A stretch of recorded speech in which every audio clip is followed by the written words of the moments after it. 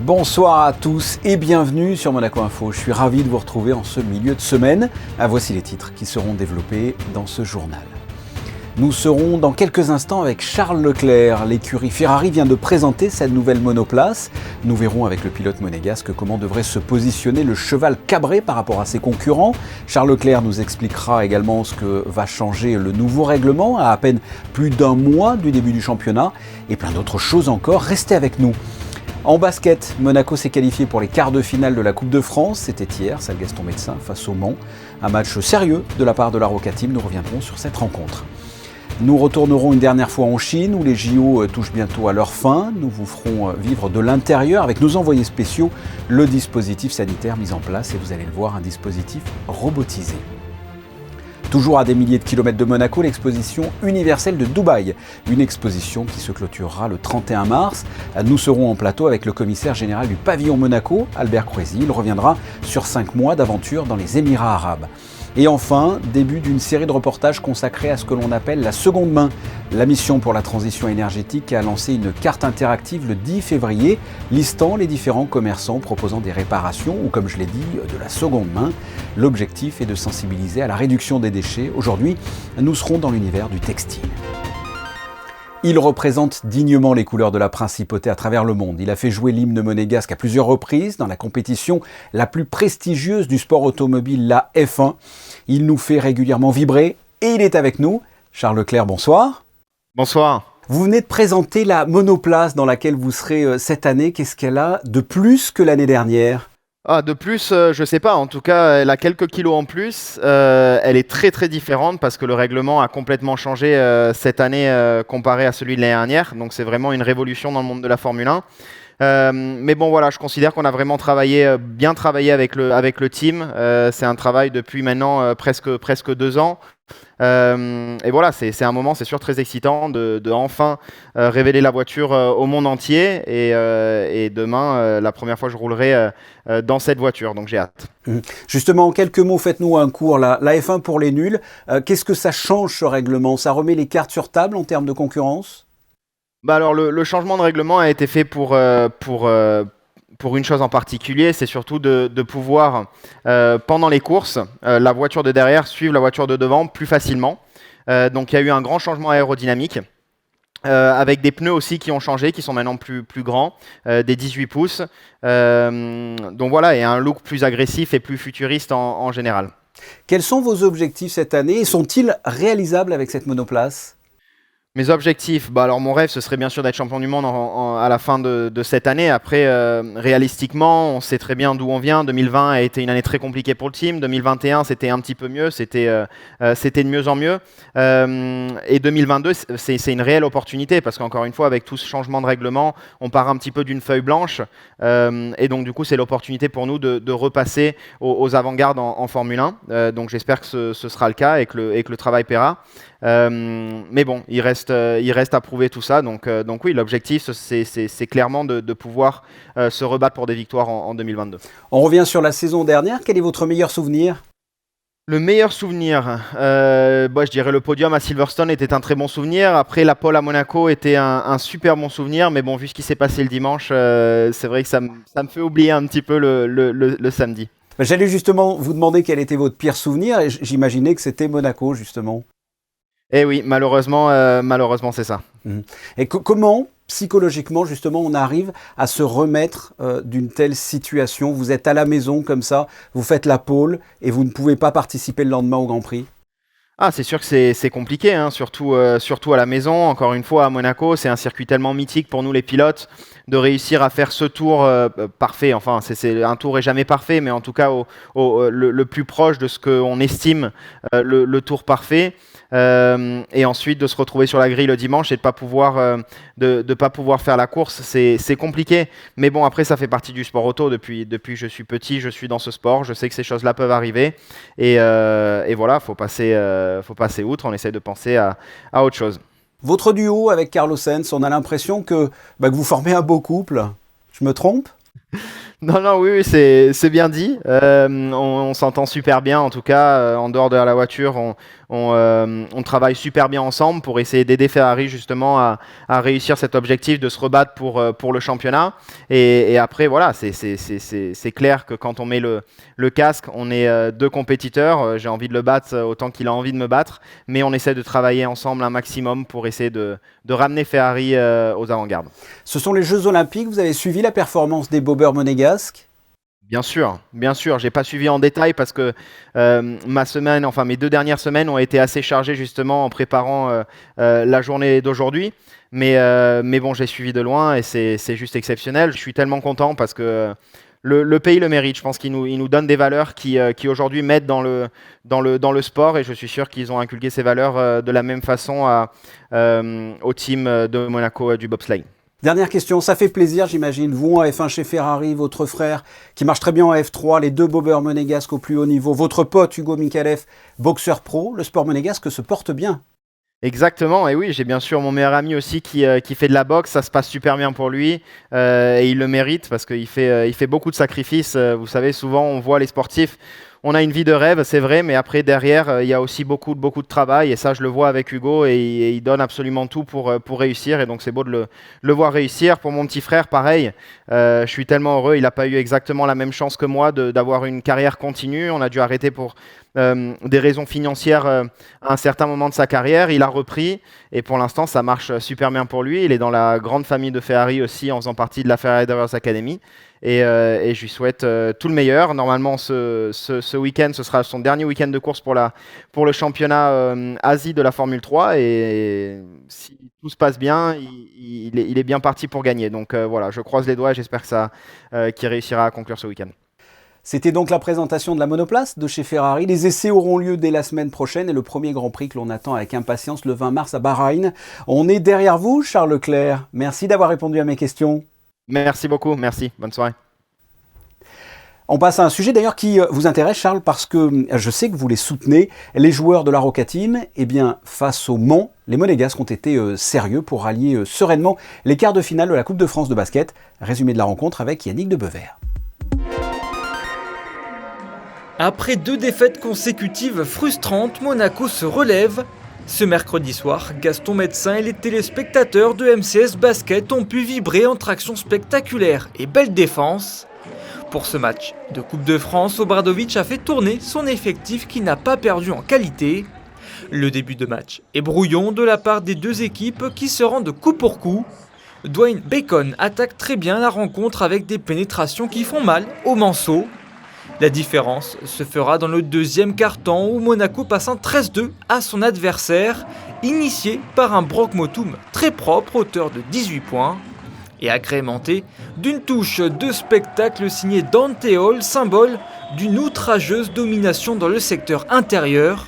Le pivot américain compile 15 points et 16 rebonds. À la mi-temps, Monaco est largement en tête 51-37. Cet écart de 14 points sera maintenu dans le troisième quart-temps où Monaco va gérer son avance. Terry Tarpey tente de ramener son équipe au contact avec 2 tirs longue distance de suite, mais l'Australien Brock Motum est en feu dans ce match et rentre un nouveau 3 points.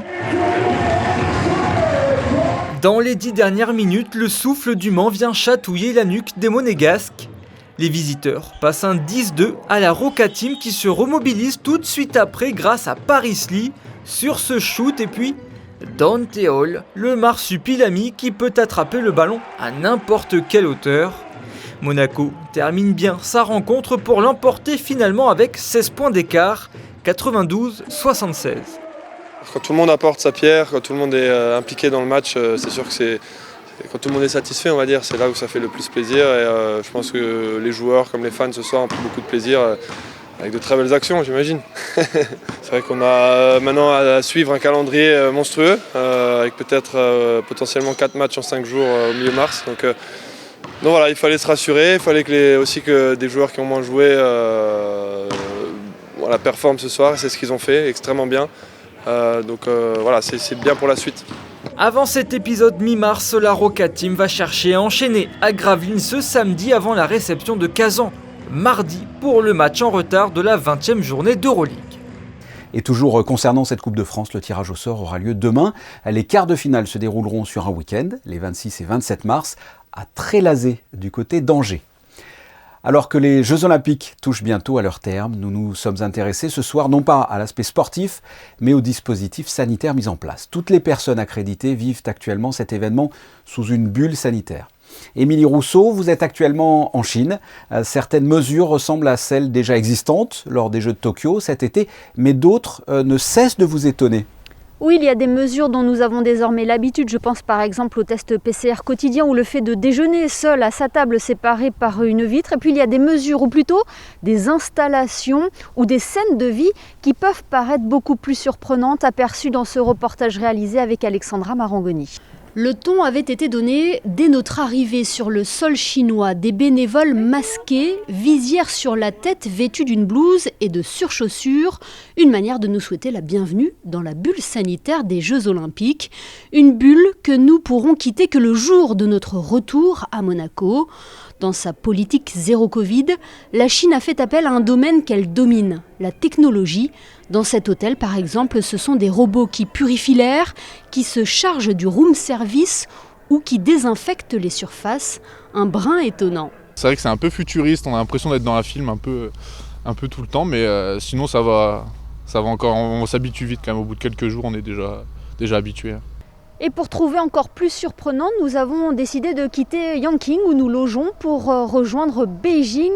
Seuls les transports officiels nous permettent de quitter notre hôtel car comme vous le voyez derrière moi, tout est barricadé. Nous avons donc emprunté le train à grande vitesse, mis en place spécialement pour les Jeux. Il nous amène directement à la capitale. Des wagons y sont réservés pour les personnes accréditées. Ceci afin de ne pas se mêler à la population chinoise. Ils sont ensuite entièrement désinfectés après chaque rotation par un employé.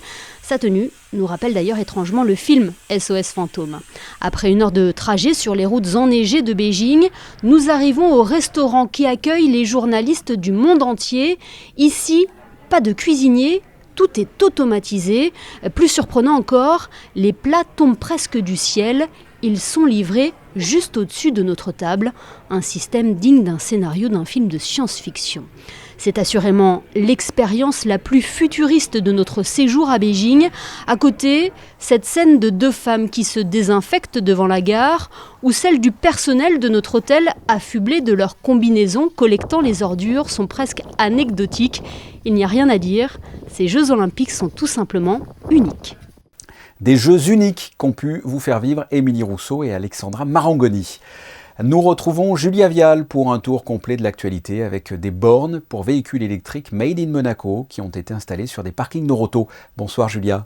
Bonsoir Fabien, bonsoir à toutes et à tous. 120 bornes vont effectivement être installées dans 43 centres auto. C'est la société monégasque de l'électricité et du gaz qui a noué un partenariat avec Noroto pour déployer ce réseau important de bornes de recharge ultra rapides. Ces dernières seront accessibles pour tous par le biais de l'application MyFzen ou en paiement direct par carte bancaire. On poursuit avec une information pratique, avec le tunnel Régnier 3 qui est fermé la nuit. Depuis le 7 février jusqu'au 5 mars précisément, les services de l'État monégasque procèdent à des travaux annuels de maintenance des équipements du tunnel Régnier 3. La circulation est coupée donc toutes les nuits de 21h30 à 6h du matin. Prenez donc vos dispositions Fabien pour ne pas vous retrouver bloqué. Vendredi et samedi, 2 soirées cinéma et débat sont prévues sur notre antenne, sur votre antenne, autour du pape Pie XII. Rendez-vous effectivement ce vendredi à 21h pour la première partie du film intitulé Pie XII sous le ciel de Rome. La deuxième partie sera diffusée, elle, le lendemain, le samedi aussi à 21h. Ce film sera suivi d'un débat en collaboration avec le diocèse. 2 spécialistes, l'un de la papauté et l'autre du fascisme, débattront ensemble sur le pontificat de Pie XII qui durera près de 19 ans. Merci Julia, on vous retrouve un peu plus tard pour la suite de l'actualité en bref. Plus de 192 pays sont représentés depuis environ 5 mois sur un même site. Je veux parler de l'exposition universelle de Dubaï que l'on appelle, même si elle ne s'est pas déroulée l'année prévue, Dubaï 2020. Il est exceptionnellement en principauté. Et il est avec nous, le commissaire général du pavillon Monaco. Albert Croisi, bonsoir. Bonsoir Fabien. Après 5 mois d'exposition, comment vous portez-vous? Vous êtes sur les rotules, vous êtes en pleine forme, comment allez-vous? Non, je suis en pleine forme, avec quand même un peu de hâte de revenir en principauté. C'est quand même une période un peu longue pour être loin du pays, bien sûr. Mais ravi d'avoir vécu cette expérience. Quels ont été les moments forts de cette exposition universelle pour vous, pour le pavillon? Le moment le plus fort, bien évidemment, ça a été la journée nationale, le 13 novembre, où nous avons eu le privilège de recevoir le prince souverain, la princesse Stéphanie, sa sœur, le ministre d'État et beaucoup d'autorités du pays. Et en fait, les Dubaïotes ont beaucoup apprécié la venue d'une telle délégation gouvernementale et princière. Donc ils ont répondu eux aussi présents à l'invitation qui leur avait été adressée. Avec le spectacle des ballets de l'orchestre du Prince et puis du Monte Carlo Festival, ça a quand même été une journée que l'on peut citer d'exceptionnelle.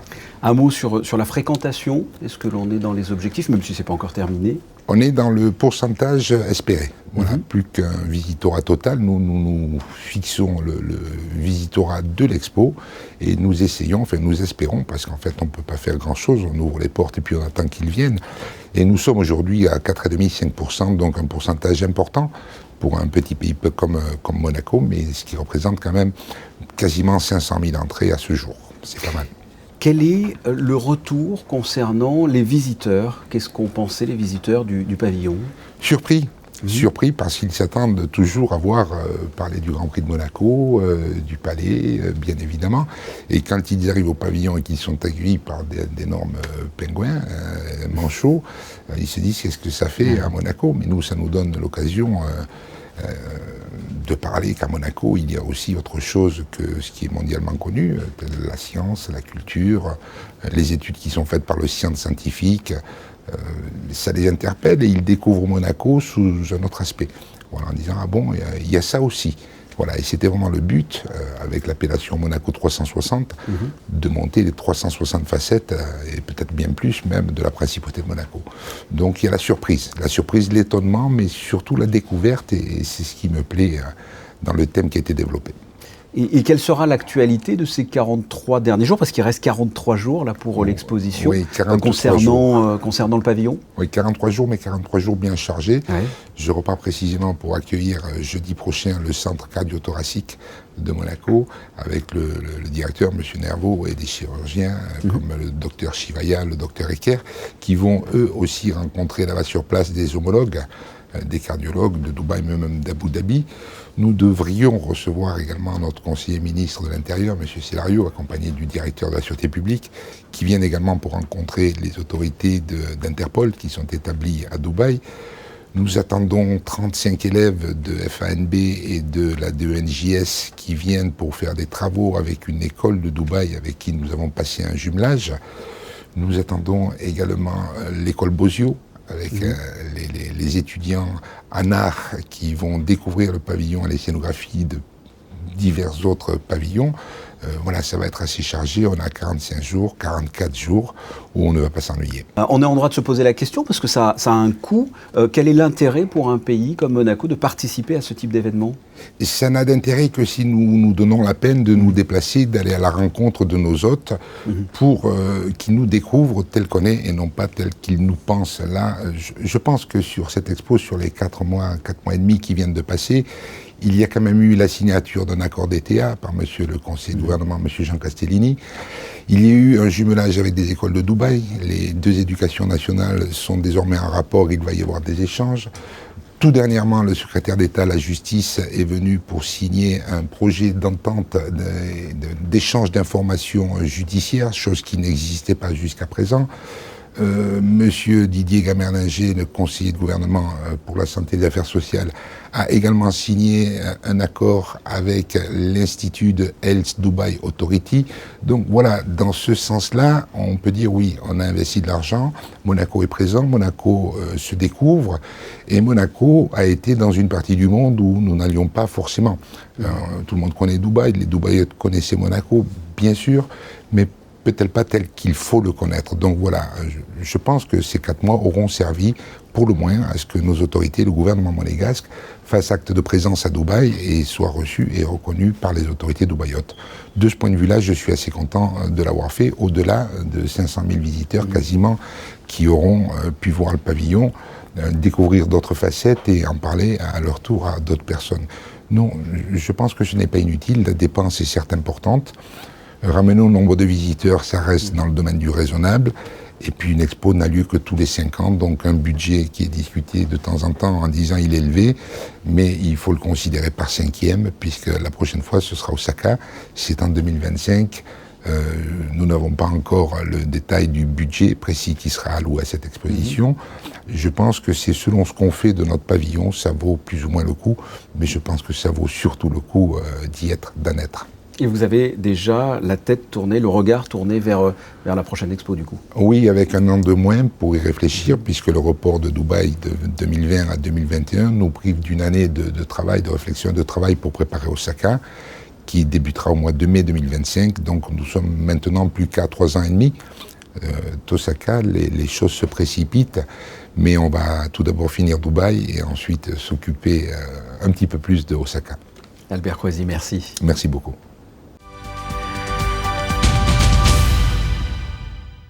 Je le rappelle, le thème de cette exposition universelle est « Connecter les esprits, créer l'avenir ». Et un service du gouvernement qui crée l'avenir, c'est bien la MTE, la mission pour la transition énergétique, qui a lancé une carte interactive le 10 février, listant les différents commerçants proposant des réparations ou de la seconde main. L'objectif est de sensibiliser à la réduction des déchets.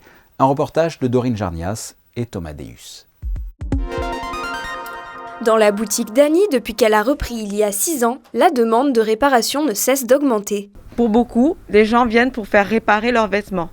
Parce qu'il y a une fermeture éclair qui est cassée, parce qu'il y a un trou dans un pull, parce que ça s'est déchiré parce que c'est accroché à la porte.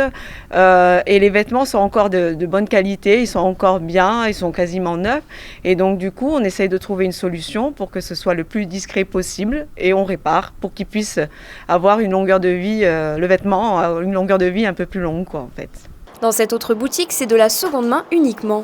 Une solution économique et écologique pour les personnes souhaitant acquérir des produits de luxe. Complètement écologique parce que ce qui a déjà été fait, on n'a plus besoin de le refaire. Ça fait tourner la marchandise. Au niveau du prix, on a des femmes intelligentes qui viennent ici. Au lieu que de venir l'acheter dans un magasin neuf, au moins de venir regarder qu'est-ce qu'il y a. Parce que c'est vraiment très intéressant. 2 solutions qui permettent de donner une nouvelle vie aux vêtements et ainsi agir pour l'environnement. Dans les prochains jours, nous vous proposerons un autre reportage, toujours concernant la seconde main, avec pour angle la réparation d'objets et d'électroménagers. C'est à vous, Julia, pour la suite de l'actualité. L'événement traditionnel organisé par l'AS Monaco Danse Sportive, le Trophée du Rocher, se tiendra en principauté à l'espace Léo Ferré. La compétition aura lieu ce samedi 19 février avec au programme des épreuves de danse sportive, latine et standard.